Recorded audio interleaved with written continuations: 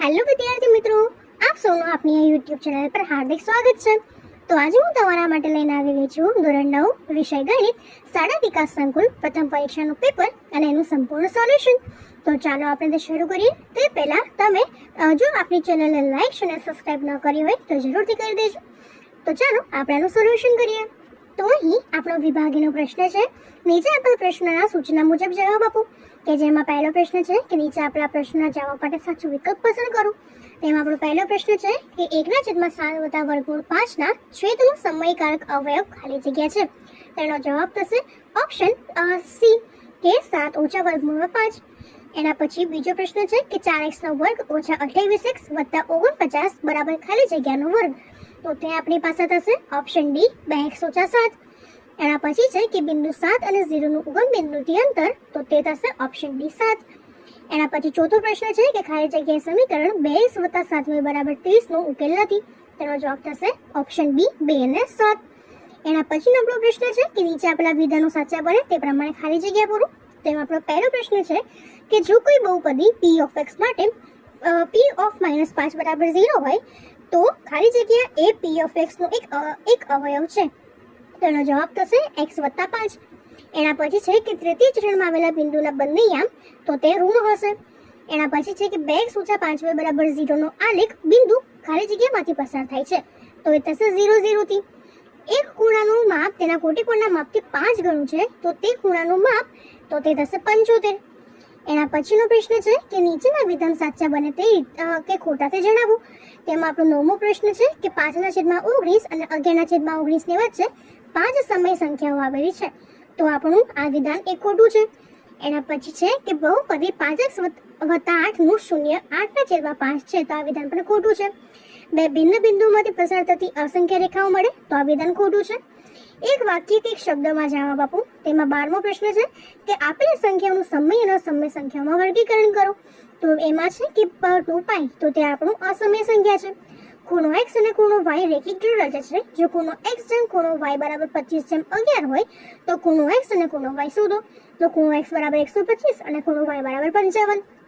એના પછીનો પ્રશ્ન છે કે નીચે આપેલા પ્રશ્નોના યોગ્ય જોડકા જોડો. તેમાં પહેલો પ્રશ્ન છે કે -3 - 8 નું સ્થાન. તો તે થશે તૃતીય ચરણમાં. -10 7 નું સ્થાન. તો તે થશે દ્વિતીય ચરણમાં. એના પછીનો આપણો બીજો વિભાગ બી છે કે નીચે આપેલા પ્રશ્નોની ટૂંકમાં ગણતરી કરીને જવાબ આપો. એમાં પહેલો પ્રશ્ન છે કે સાદું રૂપ આપો 1/2 અને 11/1/4. તો તેનો જવાબ થશે 11/1/4. આપેલ સંખ્યાઓના છેદનું સમીકરણ કરો. 1/7 તો તેનું સમીકરણ કરીએ તો તે થશે વર્ગમૂળમાં 7/7. યોગ્ય નિત્યસમનો ઉપયોગ કરીને ગુણાકાર મેળવો. 3x + 4 3x - 5. તો તેને આપણે લખી શકીએ કે 9x² - 3x - 20. તો એના પછીનો પ્રશ્ન છે કે બહુપદી x4 + x3 + x2 x + x નો અવયવ x + 1 છે કે નહીં તે નક્કી કરો. તેનો અવયવ નથી. એના પછી છે કે a = 5 b = -5 c = -3 d = 3 હોય તો ab અને cd એ કયા ચરણનું બિંદુ છે. તો તે તૃતીય ચરણનું બિંદુ થશે. એના પછીનો આપણો પ્રશ્ન છે કે દ્વિચલ સુરેખ સમીકરણને ax + by + c = 0 તરીકે દર્શાવો અને દરેક કિસ્સામાં a b અને c ની કિંમત શોધો. તો આપણું સમીકરણ છે કે 2x - 3y = 6. તો જો આપણે તેને ax + by + c ના સ્વરૂપમાં ફેરવીએ તો તે થશે કે -2x + 3y - 6 = 0. કે જેનાથી a = -2 b = 3 અને c = -6. એના પછીનો પ્રશ્ન છે કે નીચે આપેલા વિધાનોમાંથી કયા વિધાનો સત્ય છે અને કયા વિધાન અસત્ય છે. તમારા જવાબ માટે કારણ આપો. તો અહીં પહેલું વિધાન છે કે બે ભિન્ન બિંદુઓમાંથી પસાર થતી અસંખ્ય રેખાઓ હોય. તો એના માટે આપણે આપણા માટે આકૃતિ દોરી અને લખીએ કે આ વિધાન અસત્ય છે.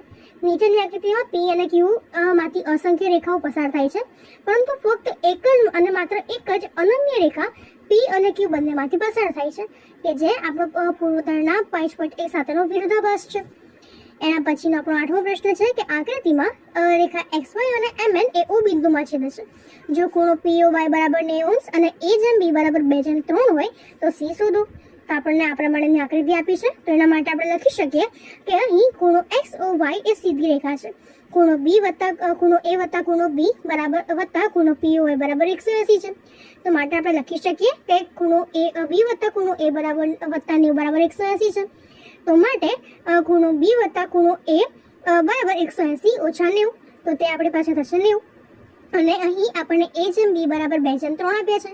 તો માટે આપણે લખી શકીએ કે a ને a બરાબર 2x એટલે a બરાબર 34,000.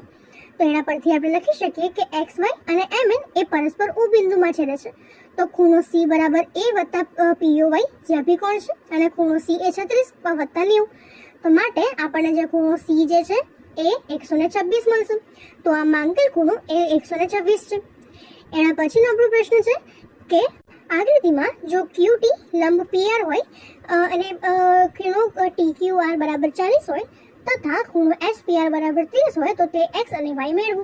તો આપણને આ પ્રમાણે આકૃતિ આપી છે. તો એના પરથી આપણે લખી શકીએ કે ખૂણો TQR માં 90 વત્તા 40 વત્તા x બરાબર 180 છે. તો ત્રિકોણના ખૂણાના સરવાળાનો ગુણધર્મનો ઉપયોગ કર્યો છે. આથી ખૂણો x બરાબર 50 મળશે અને ખૂણો y બરાબર ખૂણો SPR વત્તા s, તો ખૂણો y બરાબર 30 વત્તા 50 એટલે 80 મળશે. એના પછીનો આપણો વિભાગ C નો પ્રશ્ન છે કે નીચે આપણા પ્રશ્નના માંગ્યા પ્રમાણે ગણતરી કરીને જવાબ આપો. તો પહેલો પ્રશ્ન છે કે p પૂર્ણાંક હોય અને q એ શૂન્યોત્તર પૂર્ણાંક હોય તેવા p બાય q ના સ્વરૂપમાં નીચેની સંખ્યાઓને દર્શાવો. તો આપણે સંખ્યા આપી છે 0.6 ની ડેશ. તો આપણે લખી શકીએ કે ધારો કે x બરાબર 0.6 ડેશ, તો આપણે તેને લખી શકીએ કે x બરાબર 0.666 ડેશ ડેશ ડેશ. તો અહીં દશાંશ ચિહ્ન પછી એક અંક 6 નું પુનરાવર્તન થાય છે. આથી સમીકરણ 1 ની બંને બાજુ 10 વડે ગુણ્યા તો 10x બરાબર 10 ગુણ્યા 0.6 તો માટે 10x બરાબર 6.666. તો આથી સમીકરણ 2 માંથી સમીકરણ 1 ને બાદ કરીએ 10x ઓછા x બરાબર 6.66 ઓછા 0.66. તો માટે 9x બરાબર 6.00. તો માટે x બરાબર 6/9 એટલે x બરાબર 2/3. અથવા જો સમય સંખ્યા એ 0.66 સ્વરૂપની હોય તો તેને p/9 ના સ્વરૂપમાં લખી શકાય. તો માટે 0.6 બરાબર p/9 ગુણ્યા 0.6 એટલે તે આપણને મળશે 2/3. એના પછીનો આપણો પ્રશ્ન છે કે વર્ગમૂળમાં 3 ને સંખ્યા રેખા પર દર્શાવવું. તો આપણે એનો જવાબ લખી શકીએ કે અહીં વર્ગમૂળ 3 ની કિંમત આશરે 1.732 છે. તો સંખ્યા રેખા પર 1 અને 2 વચ્ચે આવેલ લગભગ 1.732 ના સ્થાન પર વર્ગમૂળ 3 ને દર્શાવવાનું છે. અર્થાત વર્ગમૂળ 3 એ 1.7 અને 1.8 ની વચ્ચે આવશે. એના પછીનો પ્રશ્ન છે કે અવયવ પાડો. તો એમાં આપણને સમીકરણ આપ્યું છે કે 27p નો ઘન ઓછા 1/216 ઓછા 9/2p નો વર્ગ વત્તા 1/4p. તો એને આપણે અવયવ પાડીએ તો તે થશે કે 3p ઓછા 1/6 3p ઓછા 1/6 ગુણ્યા 3p ઓછા 1/6. એના પછીનો ચોથો પ્રશ્ન છે કે યામ સમતલમાં બિંદુઓ 5 0 0 5 2 5 5 2 -3 5 -3 -5 5 -3 અને 6 એટલે દર્શાવો. તો આને તમે આલેખમાં તમારી રીતે દર્શાવી શકો છો. એના પછીનો પ્રશ્ન છે કે યાદીમાં આપેલ બિંદુનું સ્થાન યામ સમતલમાં ક્યાં હોય તે જણાવો અને ત્યારબાદ તે બિંદુને યામ સમતલમાં નિરૂપિત કરો. તો તમારો આ પ્રશ્ન પણ આલેખને લગતો છે, તો તમે તેને આલેખમાં દર્શાવી શકો છો. એના પછીનો પ્રશ્ન છે કે સમીકરણનો આલેખ દોરો અને દરેક આલેખનું x અને y સાથે અને તથા y અક્ષનું છેદ બિંદુ શોધો અને x ઓછા y બરાબર -5 છે. તો આપણે લખી શકીએ કે તે બિંદુઓ -5 0 અને 0 5 થશે. એના પછીનો પ્રશ્ન છે કે સાબિત કરો કે આપેલા રેખાખંડ પર એક સમબાજુ ત્રિકોણની રચના કરો. તો એમાં આપણે ઉપરના વિધાનમાં આપેલ લંબાઈનો રેખાખંડ AB દોરીએ. એના પછી અહીં તમારે કોઈક એવી રચના કરવાની આવશ્યકતા છે. અહીં યુક્લિડની પૂર્વદંડ 3 નો ઉપયોગ કરીને બિંદુ A ને કેન્દ્ર લઈને AB જેટલી ત્રિજ્યા લઈને એક વર્તુળ રચવાનું છે અને તે જ રીતે B ને કેન્દ્ર લઈ અને BA જેટલી ત્રિજ્યા લઈને એક અન્ય વર્તુળ દોરવાનું છે. માની લો કે બંને વર્તુળો એ બિંદુ C માં છેદે છે અને હવે રેખાખંડ AC અને BC દોરો અને ત્રિકોણ ABC બનાવો. આ માટે તમારે સાબિત કરવાનું છે કે આ ત્રિકોણ એ સમબાજુ ત્રિકોણ છે એટલે કે AB બરાબર AC બરાબર BC. તો અહીં AB બરાબર BC છે કે જે ત્રિકોણની એક જ ત્રિજ્યાઓ છે. એના પછી AB બરાબર BC પણ એક જ વર્તુળની ત્રિજ્યાઓ છે. ઉપરની બે હકીકતો અને યુક્લિડની પૂર્વધારણા કે જે એક જ વસ્તુના સમાન હોય તેવા વસ્તુઓ એકબીજાને સમાન હોય તે પણ તારવી શકાય કે AB બરાબર BC બરાબર AC અને આથી ત્રિકોણ ABC એ સમબાજુ ત્રિકોણ છે. એના પછીનો પ્રશ્ન છે કે ત્રિકોણ ABC માં ખૂણો A જેમ ખૂણો B જેમ ખૂણો C બરાબર 3 જેમ 4 જેમ 5 છે. તો ત્રિકોણ ABC ના દરેક ખૂણાનું માપ શોધો. તો ખૂણો A બરાબર 45, B બરાબર 60 અને C બરાબર 75 થશે. એના પછીનો આપણો વિભાગ ડી નો પ્રશ્ન છે કે નીચે આપેલા પ્રશ્નોના માંગ્યા પ્રમાણે ગણતરી કરીને જવાબ આપો. તેમાં આપણો પહેલો પ્રશ્ન છે કે આપેલી બહુપદીઓના સુરેખ દ્વિઘાત કે દ્વિઘાત વર્ગીકૃત કરો. તો આપણે પહેલી બહુપદી છે કે x નો વર્ગ વત્તા x, તો તે આપણી દ્વિઘાત બહુપદી થશે. x ઓછા x નો ઘન, તો તે દ્વિઘાત બહુપદી થશે. y વત્તા y સ્ક્વેર વત્તા 4, તો તે આપણી દ્વિઘાત થશે. એના પછી છે 1 વત્તા x, તો તે સુરેખ થશે. 3t, તો એ પણ સુરેખ થશે. એના પછી છઠ્ઠું છે r નો સ્ક્વેર, તો તે આપણી પાસે દ્વિઘાત થશે. એના પછી સાતમું છે કે 7x નો ઘન, તો તે ત્રિઘાત થશે. અને આઠમું છે કે 4y વત્તા 2, તો તે સુરેખ થશે. એના પછીનો આપણો પ્રશ્ન છે કે ખૂણો XYZ બરાબર 64 આપેલું છે અને XY ને બિંદુ P સુધી લંબાવેલું છે. આપેલ સૂચના પરથી આકૃતિ દોરો અને જો કિરણ YQ એ ખૂણો ZYP નો દ્વિભાજક હોય તો ખૂણો XYQ અને વિપરીત ખૂણો QYP નું માપ શોધો. તો આ પ્રમાણે આપણને આકૃતિ આપી છે, તેના પરથી આપણે લખી શકીએ કે અહીં જે ખૂણો XYP એ સુરેખ છે તથા XYZ વત્તા ખૂણો ZYQ વત્તા ખૂણો QYP બરાબર 180. તો માટે આપણી પાસે જે ખૂણો 60 જે ખૂણો XYZ છે 64 આપ્યો છે, તો માટે 64 વત્તા ખૂણો ZYQ વત્તા ખૂણો QYP બરાબર 180 થશે, જેને પરિણામ એક આપી દઈએ.